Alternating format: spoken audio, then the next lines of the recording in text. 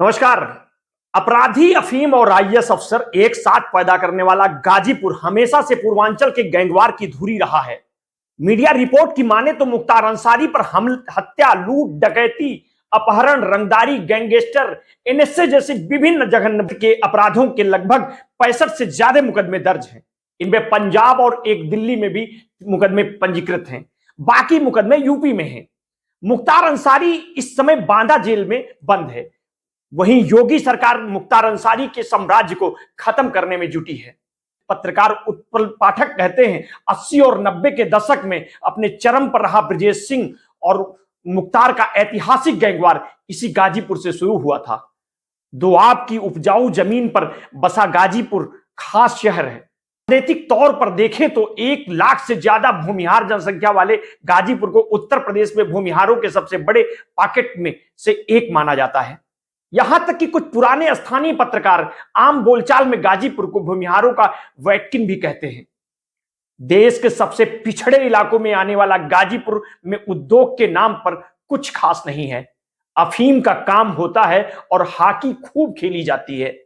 गाजीपुर का एक महत्व विरोधाभास यह भी है कि अपराधियों और पूर्वांचल के गैंगवारों की धुरी होने के साथ साथ इस जिले में हर साल कई लड़के आईएएस, आईपीएस, पीसीएस, पीपीएस भी बनते हैं।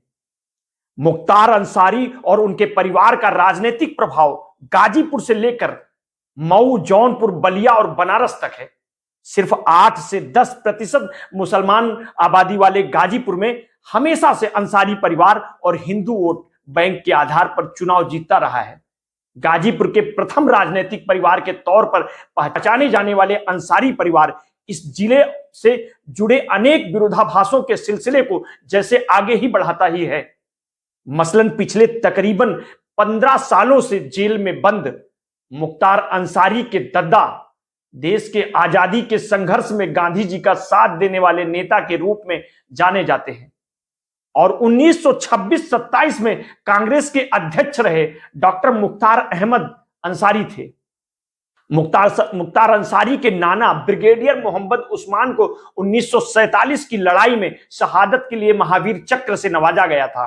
गाजीपुर में साफ सुथरी छवि रखने वाले कम्युनिस्ट बैकग्राउंड से आने वाले मुख्तार के पिता सुभानुल्लाह अंसारी स्थानीय राजनीति में सक्रिय रहे हैं।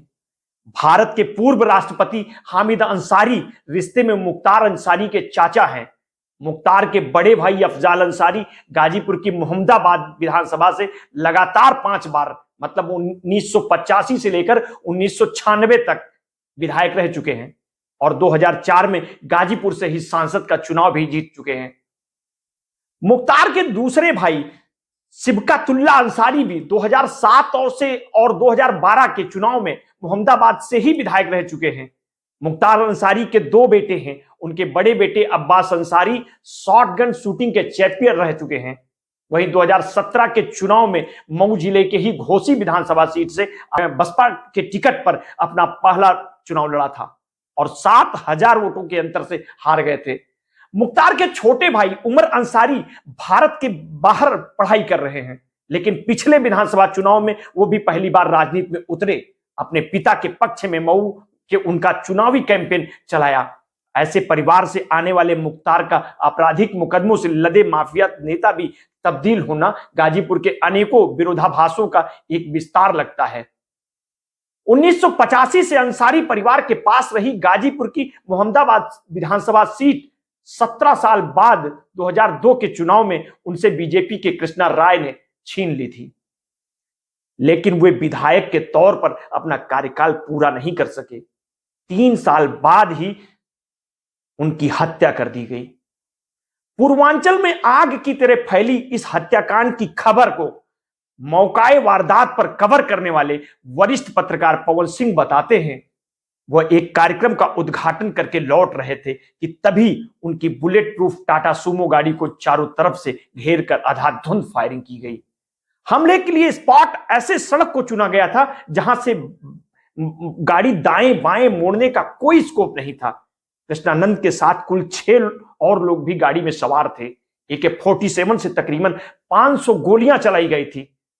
सभी सातों लोग मारे गए। इस हत्याकांड को कवर करने वाले दूसरे वरिष्ठ पत्रकार उत्पल पाठक जोड़ते हैं, कोई भी पूरबिया आपको बता देगा कि ये 500 गोलियां मारने के लिए नहीं, संदेश देने के लिए चलाई गई थी।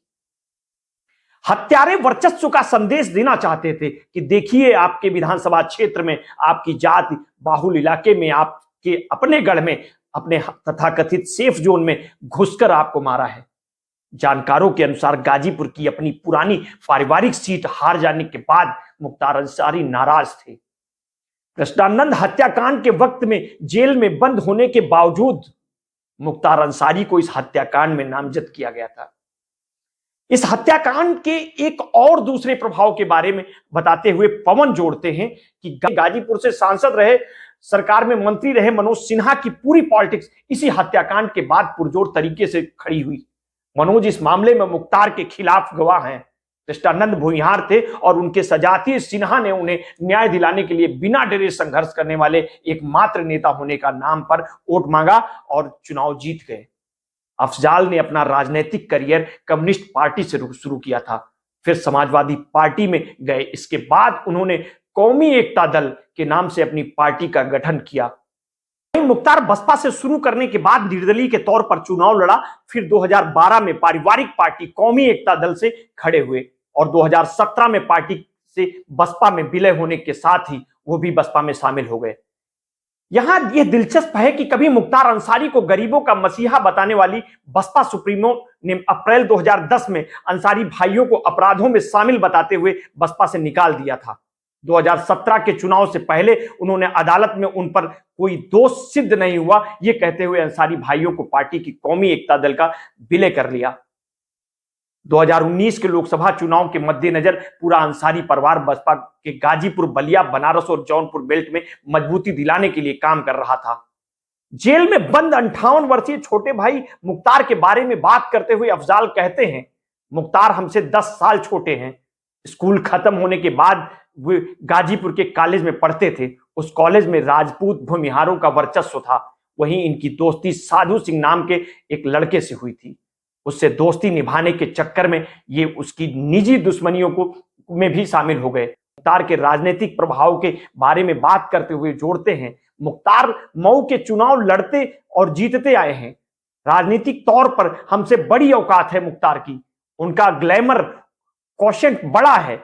आज हम गाजीपुर से बाहर कहीं भी जाते हैं तो लोग हमारी पहचान उनके नाम से करवाते हैं। अफजाल कहते हैं कि सिर्फ गाजीपुर के 8% मुसलमान हमें नहीं जिता सकते, यहां के हिंदू हमें जिताते हैं। आखिर हम भी हर सुख दुख में उनके साथ खड़े जो रहते हैं। रोजे में मुंह पर रुमाल रखकर यहां लोगों के साथ हाथियों पर बैठकर होली तक खेली है। ये सब हमारे अपने लोग हैं, इसलिए तो वो हमें वोट देकर भरोसा जीतते हैं और हम उनका भरोसा जीतते हैं। फिलहाल में उत्तर प्रदेश की बांदा जेल में बंद माफिया मुख्तार अंसारी को 13 मार्च 2024 को आर्म्स एक्ट के एक मामले में आजीवन कारावास की सजा सुनाई गई है। वाराणसी की एमपी एमएलए कोर्ट ने पूर्व विधायक को 36 साल पुराने मामले में दोषी करार दिया था। इसके साथ ही 50,000 रुपए का जुर्माना भी लगाया है। बताते चले कि यूपी में कभी आतंक के पर्याय रहे बाहुबली नेता मुख्तार अंसारी अपने किए सजा भुगत रहे हैं। एक वक्त था जब लोग उनके नाम से थर थर कांपते थे। इनके आपराधिक मंसूबे का शिकार बनने के बावजूद खिलाफ गवाही देने की हिम्मत तक कोई जुटा नहीं पाता था। लेकिन आज इस माफिया की हालात बद से बदतर हो गई है। जिला अदालत से लेकर देश की सर्वोच्च अदालत के गेट खटखटाने के बावजूद इन्हें राहत नसीब नहीं हुई। मुख्तार अंसारी की ओर से दायर याचिका पर सुप्रीम कोर्ट में सुनवाई हुई थी। इस सुनवाई के दौरान योगी सरकार ने कहा था कि मुख्तार अंसारी एक खूंखार अपराधी है, उसके ऊपर कई केस दर्ज हैं, उसने राज्य में आतंक का माहौल पैदा कर दिया था, इसलिए इसे जेल की सलाखों के पीछे ही रहना जायज है। आपको ये स्टोरी कैसी लगी है हमें वीडियो के कमेंट बॉक्स में अवश्य बताएं, और अगर अभी तक आपने हमारे चैनल को सब्सक्राइब नहीं किया है तो कर लीजिए, और अगर स्टोरी अच्छी लगी है तो अपने हितों मित्रों में इसको फॉरवर्ड कर दीजिए। अपना समय देने के लिए बहुत बहुत धन्यवाद। साधुवाद।